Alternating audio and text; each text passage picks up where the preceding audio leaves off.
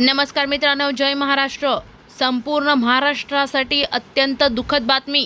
महागाईचा ओकडोम उसळणार।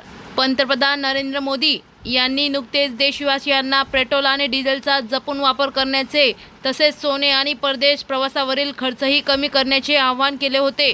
त्यानंतर लागलीच आज केंद्र सरकारने सोने चांदीवरील आयात शुल्क 6% 15% केले आहे। त्यामुळे आता सोने 10,000 तर चांदी 18,000 वाढली। त्यातच 15 मे पासून पेट्रोल डिझेलच्या किमती वाढल्याचे संकेत मिळत आहे। पेट्रोल आणि डिझेलचे दर प्रति लिटर 4 ते 5 रुपयांनी वाढू शकतात, तर घरगुती गॅस सिलेंडरच्या किमतीत 40 ते 50 रुपयांनी वाढ होण्याची शक्यता आहे।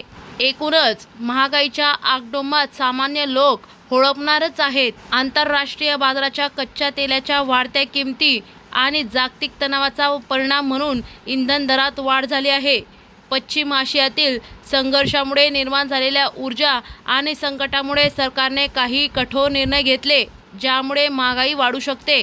सोन्याच्या खरेदीवर कर आणि साखर निर्यातीवर बंदी यासारख्या निर्णयांचाही इंधन दरांवर परिणाम झाला आहे। या सर्व बाबी लक्षात घेता आजपासून 15 मे ते 2026 इंधन दरात प्रति लिटर 3 रुपयांपेक्षा जास्त वाढ झाली आहे, ज्यामुळे सर्वसामान्यांचे आर्थिक गणित बिघडण्याची शक्यता आहे।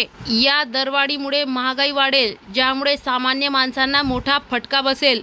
इंधन दरवाढीमुळे जीवनावश्यक वस्तू आणि सेवांच्या दरात वाढ होईल, ज्यामुळे लोकांच्या खर्चात वाढ होणार आहे। पेट्रोल आणि डिझेलच्या वाढत्या किमतीचा परिणाम म्हणून CNGच्या दरातही वाढ झाली आहे। खरोखर आपल्या मोदी सरकारने तर अच्छे दिन आणलेच आहे।